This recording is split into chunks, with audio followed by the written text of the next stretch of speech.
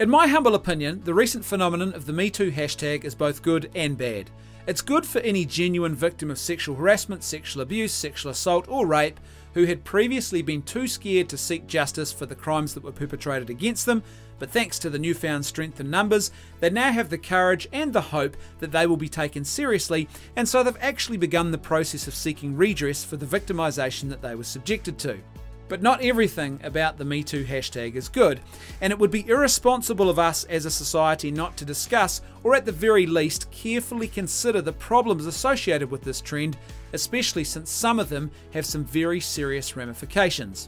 Firstly, like any social media phenomenon of this type, there is a very real risk that it won't actually contribute to any meaningful social change or tangible justice for many of the victims. This hashtag is not immune to the long-standing problem of what is known as slacktivism or clicktivism, which is what happens when people invest themselves in important causes on social media, but not offline, in the real world, the only place where meaningful change can actually happen. It's all good to talk about awareness raising, but if it doesn't actually result in real-world justice or change, then surely awareness raising just becomes another form of paying mere lip service to an issue. Secondly, and this is obviously where the problems get very serious for the #MeToo hashtag, is the fact that it runs the very real risk of becoming a frenzied witch hunt which leads to an unjust culture of vilification and suspicion against all men, as well as a multitude of false allegations being made against totally innocent people. The big problem with social media accusations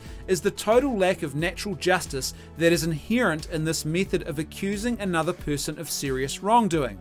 There is no way to test the veracity of the allegations being made. They don't allow the accused any equal ability to defend themselves, and on top of that, for a long time now, many militant feminist groups have been forcefully evangelizing society with the very dangerous idea that we should abandon the presumption of innocence until proven guilty, and that any and all allegations of sexual offending should be accepted as being true as soon as they are made.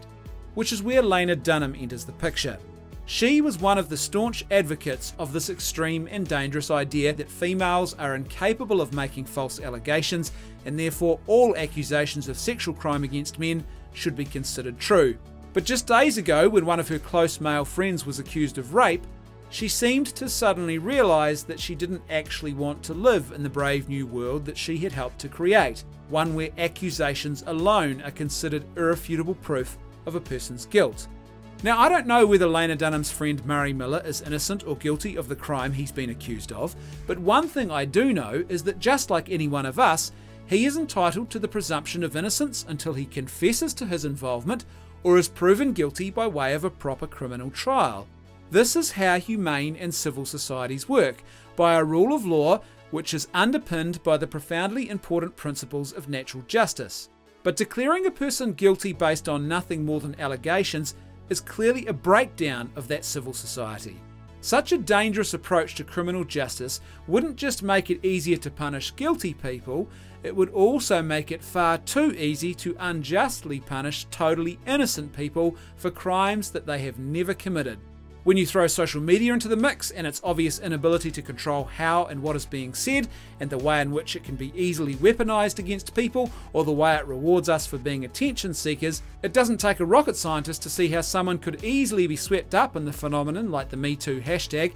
and out of a sense of desperation to belong, or a desperation to be liked, could easily just follow the mob and start adding false allegations into the mix as well. Many years ago, when I was a youth worker, I remember working with one young person who regularly faked serious medical seizures at public events, and this went on for several years. When this young person finally confessed that none of those medical emergencies had been real, I asked them why did they do it.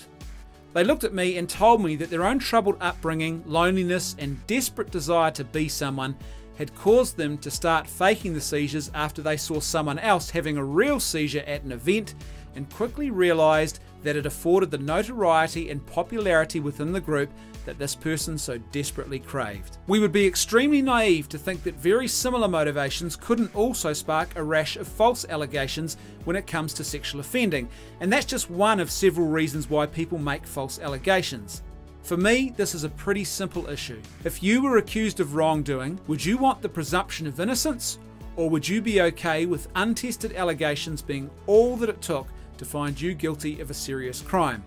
If you want the former approach to be the societal norm for you, then surely it would be a really good idea to stop advocating that we adopt the latter as the societal norm for other people. As always, I'd love to hear your thoughts in the comments section below. And don't forget, if you find the content I'm producing informative or entertaining and you'd like to see more of it, then please consider supporting this channel on Patreon using the link that's on screen now or the one that's found in the description below. Thanks for your support, thanks for watching, I'll see you next time on Left Foot Media.